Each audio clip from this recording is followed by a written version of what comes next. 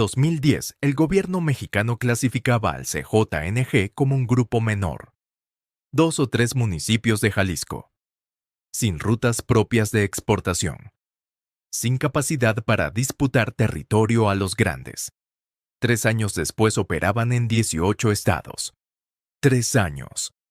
Ningún grupo criminal en México había crecido así antes. Ninguno en toda la historia del narcotráfico mexicano moderno. Y cuando los analistas empezaron a rastrear hacia atrás para entender cómo había ocurrido, encontraron algo que no esperaban. No estaban rastreando el crecimiento de un grupo. Estaban rastreando la ejecución de un plan. Un plan que, según la evidencia disponible, alguien había diseñado antes de que el CJNG existiera públicamente. Antes de que tuviera nombre. Antes de que nadie supiera que existía. Lo que encontraron después fue que el CJNG no empezó cuando todos creíamos que empezó. Y durante unos minutos, al revisar esa información, no estaba claro cuánto tiempo llevaba ese diseño en marcha. Hoy vamos a reconstruir ese plan. ¿Quién lo diseñó? ¿Quién lo financió? ¿Qué decisiones tomaron antes de que el grupo existiera oficialmente? ¿Y por qué en menos de una década, Nemesio Oseguera Cervantes, el Mencho, construyó junto a su cuñado Abigail González Valencia algo que el Estado mexicano todavía no ha podido resolver? Para entender el CJNG, hay que empezar por donde nadie espera que empiece esta historia. No en Jalisco. No en 2010. No en ninguna reunión de líderes criminales en una ciudad mexicana. Hay que empezar en una prisión federal de los Estados Unidos.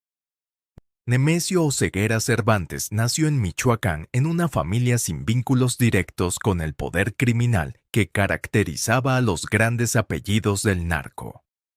No era heredero de ninguna estructura. No tenía el capital inicial que tenían otros. No venía de una dinastía.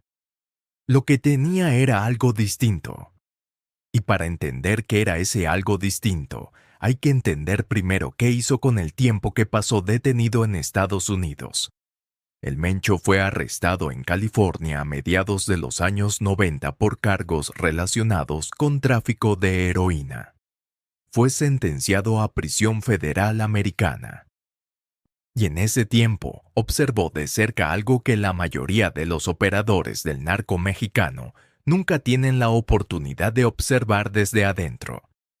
Cómo funciona el sistema de persecución e inteligencia del gobierno más sofisticado del mundo. Aprendió qué patrones detectan los analistas federales. Aprendió cómo construyen casos. Aprendió qué tipo de comunicación queda registrada y qué tipo no. Aprendió cuáles son los puntos ciegos de los sistemas de vigilancia. Y aprendió, sobre todo, qué tipo de organización criminal es sistemáticamente difícil de desmantelar, incluso cuando se tienen indicios de su existencia. Esa experiencia no aparece en los perfiles habituales del Mencho, porque parece un detalle menor de su biografía criminal. Pero los analistas que han estudiado la estructura del CJNG con profundidad identifican su huella en prácticamente cada decisión organizacional que el cártel tomó en sus primeros años. Diseñó el CJNG para no ser detectado. No para ser invisible para siempre. Para ser invisible el tiempo suficiente. Y el tiempo suficiente resultó ser exactamente el que necesitaba. Pero el Mencho solo era la mitad de la ecuación. Porque una organización criminal necesita 2 cosas para existir y crecer: capacidad operativa y capacidad financiera. Puede tener la mejor estructura táctica del mundo, pero si no tiene el dinero para financiarla, no sobrevive más de 2 años. El Mencho tenía la visión operativa, pero el dinero venía de otro lado. Venía de su cuñado. Abigail González Valencia, conocido como el Queenie, era el hermano de Rosalinda González Valencia, la esposa del Mencho. Y mientras el Mencho construía la estructura operativa del cártel, el Queenie construía algo igual de importante y mucho menos visible: el sistema financiero que lo hacía posible. Los González Valencia no eran una familia con raíces en el narco tradicional. Tenían vínculos con el mundo empresarial de Jalisco y Colima. Propiedades, negocios formales, una red de contactos en el sector financiero legítimo que muy pocos grupos criminales tenían en ese momento. Esa red fue el canal por donde el dinero del cártel se transformaba en activos, en propiedades, en empresas que generaban ingresos adicionales y que al mismo tiempo servían de cobertura para los flujos de efectivo que de otra forma generarían alarmas. El CJNG no fue la creación de un solo hombre. Fue la creación de una alianza. El Mencho aportó la visión táctica y la disciplina operativa. El Queenie aportó la arquitectura financiera. Y juntos construyeron algo que ninguno de los dos podría haber construido solo. Pero incluso esa alianza no operaba en el vacío. Necesitaba una base. Y esa base venía de algo que ya existía antes que ellos. Aquí está el dato que no aparece en la versión oficial de esta historia. El CJNG no construyó desde cero. Y eso no fue accidente. Fue parte del plan. Para entender este punto hay que entender primero qué era el Cártel del Milenio y qué pasó cuando empezó a desintegrarse. El Milenio fue durante años una de las organizaciones más poderosas del occidente de México. Controlaba rutas de cocaína que conectaban Colombia con el mercado estadounidense a través del Pacífico. Tenía operadores establecidos en los principales puertos del Pacífico mexicano. Tenía relaciones con proveedores colombianos que habían tardado años en construirse. Tenía estructuras de lavado de dinero en varios países. Y tenía presencia territorial en Jalisco, Colima y Michoacán que había costado sangre y tiempo construir. Cuando el Milenio empezó a fracturarse por disputas internas y la presión de los operativos del gobierno federal, algo ocurrió que los análisis de ese momento no captaron correctamente. La red no desapareció.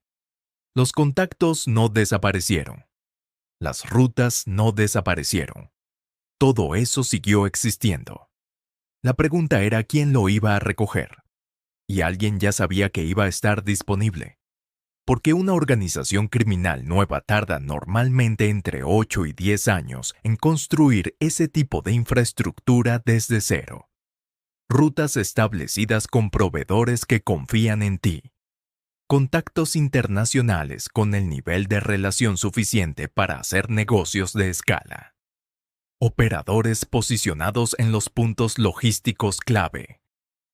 Mecanismos de lavado de dinero que funcionen con eficiencia suficiente para mover los volúmenes que genera un cártel de esa escala. El CJNG tenía todo eso disponible desde el primer día. Pero hay algo más en este origen que los análisis superficiales pasan por alto. No solo heredaron la infraestructura. Heredaron algo más difícil de construir que las rutas y los contactos. Heredaron la reputación.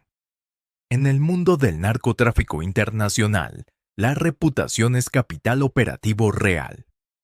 Un proveedor colombiano no hace negocios con un grupo que no conoce sin un periodo de verificación que puede durar años. Un operador en un puerto no abre puertas para un grupo sin trayectoria demostrada. Los González Valencia tenían esa reputación.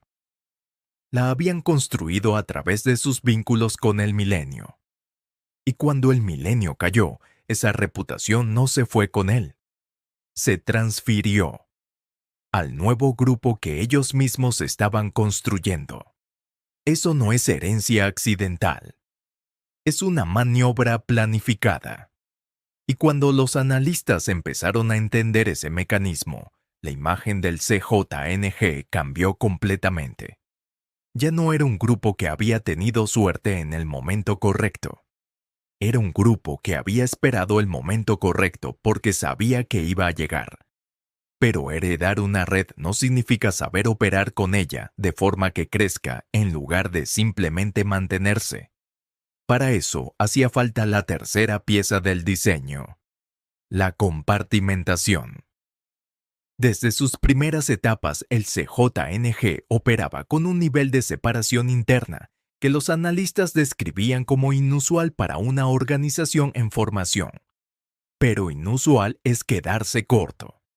Para entender lo que construyeron, hay que ver qué significaba esa compartimentación en la práctica. No como concepto abstracto, como realidad operativa concreta. Una célula en Guadalajara no sabía quiénes integraban la célula en Colima. No tenían forma de saberlo porque nunca se habían conocido y nunca iban a conocerse. El operador encargado de una ruta de transporte no conocía la identidad del laboratorio que producía lo que transportaba. El encargado de un laboratorio no conocía al distribuidor que recibía el producto.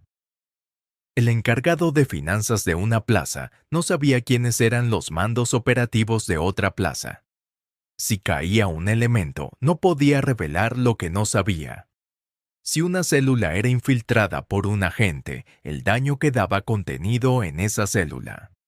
Las ramificaciones laterales eran invisibles para el infiltrado porque eran invisibles para todos los miembros de la célula también. Si un mando era detenido, el siguiente nivel de la jerarquía podía continuar operando porque su identidad no había sido comprometida. No porque tuviera suerte, porque el diseño lo había contemplado desde el principio. Eso no se improvisa en 3 años.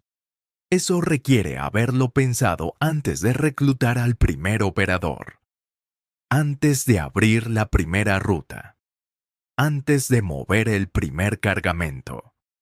Y hay evidencia de que así fue.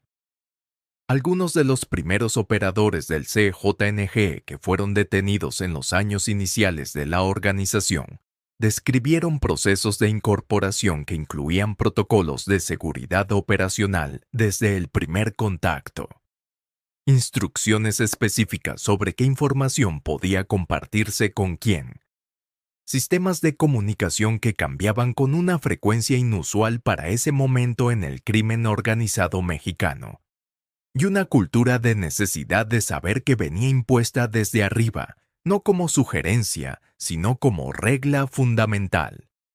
Todo eso estaba diseñado. Y estaba diseñado por alguien que sabía exactamente por qué era necesario. El Mencho sabía lo que detectan los sistemas de inteligencia. Y sabía lo que no detectan.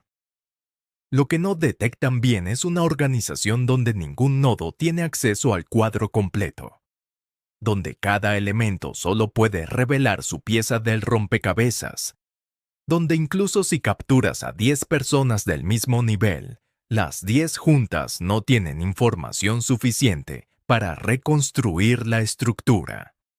Eso es lo que construyó. Y esa estructura fue la razón por la que el CJNG sobrevivió a golpes que habrían destruido a cualquier otro grupo organizado de forma convencional. Agosto de 2011. Mantas colgadas en varios puentes de Jalisco. El CJNG se presentaba ante México con nombre completo, con una lista de enemigos identificados, con un mensaje que en ese momento nadie supo bien cómo clasificar. Pero lo que pocos señalan es lo que esa fecha realmente significa. No fue el nacimiento del CJNG. Fue el momento en que decidieron que ya no necesitaban seguir siendo invisibles. Un grupo que decide cuándo hacerse visible es un grupo que durante el tiempo en que fue invisible tomó decisiones deliberadas para no ser detectado. Eso no es lo mismo que un grupo que creció sin que nadie lo notara. Es un grupo que activamente gestionó su propia invisibilidad. Y para agosto de 2011 ya habían terminado lo que necesitaban terminar con esa invisibilidad. Control total de Jalisco. no presencia, no influencia, control. La diferencia entre esos tres conceptos es enorme en el contexto del crimen organizado. Presencia significa que estás en una zona. Influencia significa que otros actores en esa zona reconocen tu existencia y te toman en cuenta. Control significa que nadie opera sin tu permiso, que los flujos económicos del territorio pasan por ti, que quien quiera hacer negocios en esa plaza lo hace bajo tus condiciones o no lo hace. Y en esa última parte está la tensión narrativa que los análisis no desarrollan lo suficiente. Durante los meses de consolidación en Jalisco, grupos que un mes tenían presencia establecida en el estado, al mes siguiente habían desaparecido. No en el sentido vago de perdieron poder, en el sentido literal. Algunos fueron eliminados físicamente. Sus operadores, sus mandos, las personas que representaban resistencia real a la expansión del CJNG. Esa parte es la que aparece en los registros de violencia de ese periodo en Jalisco y que en su momento se clasificó como enfrentamientos entre grupos sin identificar completamente a los actores. Otros fueron absorbidos. Los operadores que tenían valor, que conocían rutas, que tenían contactos útiles, que tenían capacidades específicas que el CJNG quería incorporar, recibieron una oferta. Trabajar bajo la nueva estructura, mantener su posición operativa, seguir ganando. La alternativa a esa oferta estaba clara y nadie la necesitaba explicar. Y otros simplemente cambiaron de bando. Grupos completos que evaluaron la situación, vieron la dirección en que iba el viento y decidieron que aliarse con quien iba a ganar era más inteligente que resistir. Todo ese proceso ocurrió en semanas. Esa velocidad no es resultado de superioridad numérica o de una campaña militar de meses. Esa velocidad requiere algo más específico. Inteligencia territorial profunda. Saber exactamente dónde está cada grupo. ¿Cuántos son? ¿Qué rutas controlan? ¿Quiénes en su estructura son reclutables y quiénes representan resistencia real que hay que eliminar? Y la capacidad logística para actuar sobre esa información de forma simultánea en múltiples puntos. Esa inteligencia territorial no se acumula en semanas, se acumula en años. Lo que significa que mientras el milenio todavía existía y el CJNG todavía no era público, alguien ya estaba mapeando Jalisco. Ya estaba identificando los actores. Ya estaba preparando la información que iba a necesitar cuando llegara el momento de actuar. Ya sabían lo que iban a hacer. Solo esperaban el momento de hacerlo. El 1 de mayo de 2015, en la carretera Guadalajara a Colima, un helicóptero militar del ejército mexicano fue derribado. No con armas convencionales, con un lanzagranadas de uso militar. Un RPG-7, según los reportes técnicos posteriores. El tipo de armamento que no entra a México por los canales que los sistemas de monitoreo estaban diseñados para interceptar y que requiere entrenamiento específico para usarse con efectividad táctica. 8 elementos del ejército mexicano murieron. El CJNG se atribuyó el ataque. Y ese día dejaron de ser un cártel regional. Porque ningún grupo del crimen organizado mexicano había derribado un helicóptero militar antes. No los Zetas en su momento de máxima capacidad táctica. No el cártel del Golfo. No el cártel de Sinaloa con décadas de historia. El CJNG lo hizo con 4 años de existencia pública. Ese hecho generó en los análisis de seguridad lo que se podría describir como un cambio de categoría forzado. De repente, el CJNG ya no era un grupo criminal que había crecido rápido. Era una organización con capacidad para enfrentar militarmente al ejército mexicano con resultados tácticos efectivos. ¿Cómo habían llegado a esa capacidad? La respuesta tiene tres dimensiones que hay que entender juntas. La primera es el reclutamiento.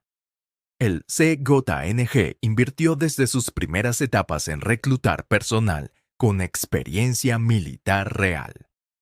No ex soldados rasos en busca de trabajo después del servicio. Personal con entrenamiento técnico específico en armamento especializado, en tácticas de combate, en operaciones nocturnas, en el tipo de conocimiento que solo se adquiere dentro de estructuras militares. Ese reclutamiento fue sistemático y selectivo y representó una inversión económica significativa porque ese perfil de personal se cotiza caro en cualquier mercado, legal o ilegal. La segunda es el armamento. El CJNG desarrolló canales de adquisición de armas que operaban fuera de los circuitos habituales del tráfico de armamento en México. Mientras la mayoría de los grupos criminales mexicanos obtenían sus armas principalmente a través de la frontera norte, el CJNG diversificó sus fuentes de abastecimiento hacia mercados que los sistemas de interceptación no monitoreaban con la misma intensidad.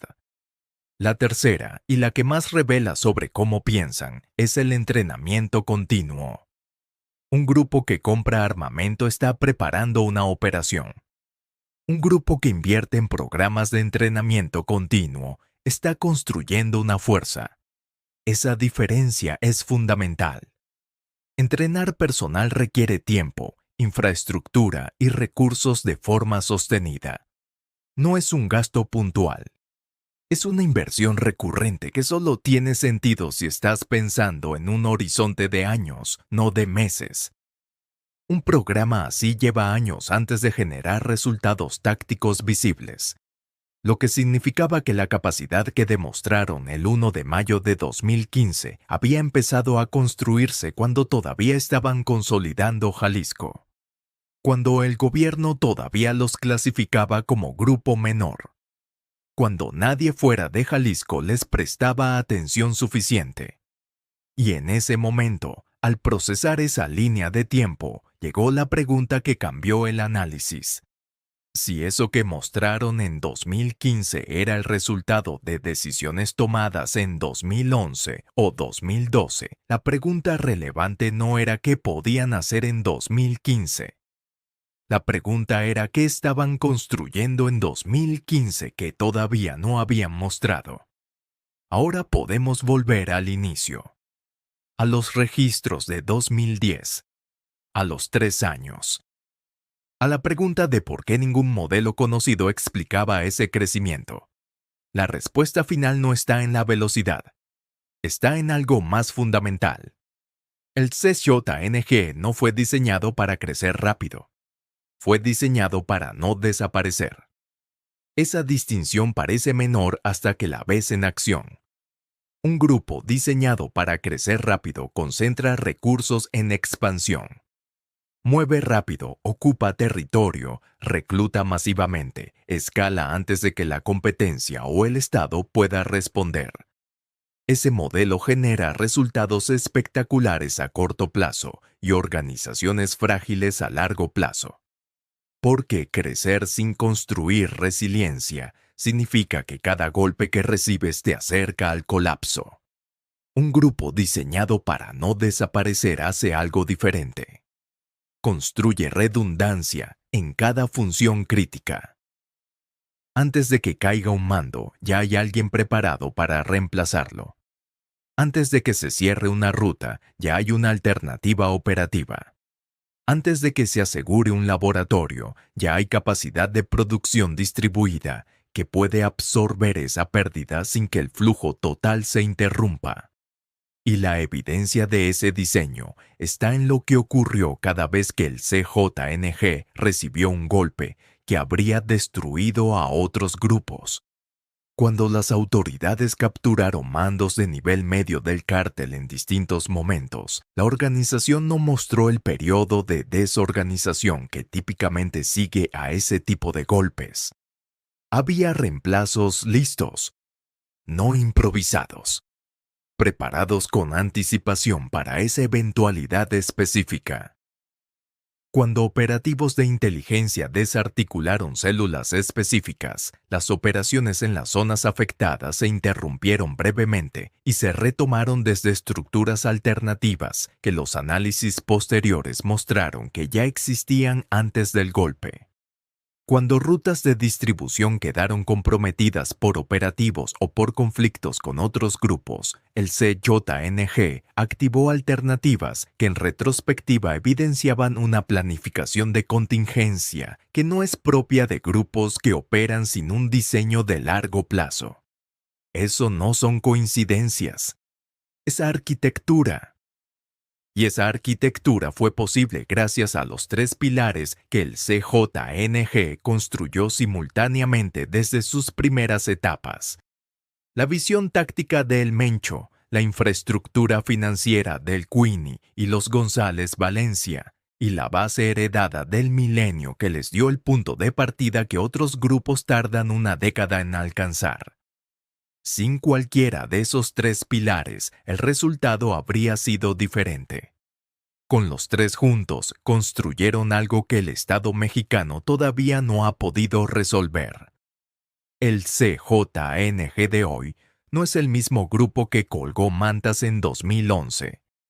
Es más grande, más diversificado, con presencia internacional que los análisis más pesimistas de hace 10 años no proyectaban en este plazo.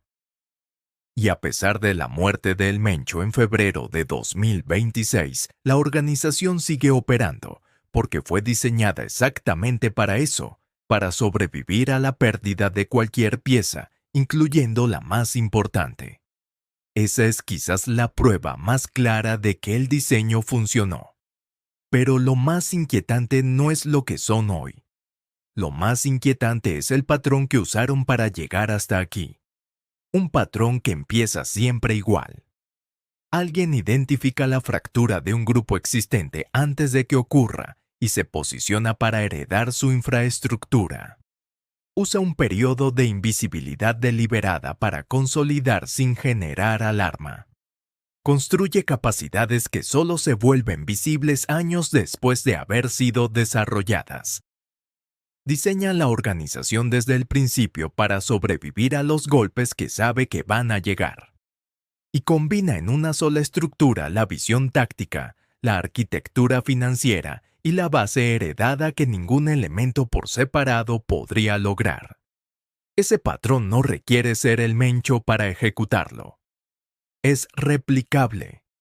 Y si es replicable, la pregunta que queda sin respuesta no es qué pasa con el CYNG a partir de ahora. Es si en este momento en algún estado de México alguien está en la fase invisible de ese mismo proceso, construyendo algo, sin hacer ruido, mapeando el territorio de otro grupo que todavía no sabe que tiene los días contados, tomando decisiones que solo se van a entender dentro de 3 o 5 años, cuando ya sea demasiado tarde para frenarlas fácilmente. Igual que ocurrió antes. Igual que nadie detectó a tiempo. Porque si este diseño funcionó una vez, la pregunta no es si puede volver a ocurrir. Es si ya está ocurriendo ahora mismo. Y la diferencia hoy es que ya saben exactamente qué buscar. Si este tipo de análisis te da una perspectiva que no encuentras en otro canal, eso es exactamente lo que hacemos en Nación Narco. Reconstruimos la historia desde adentro, con datos reales, sin inventar nada. Suscríbete si no quieres perderte el próximo análisis. Ya está en producción.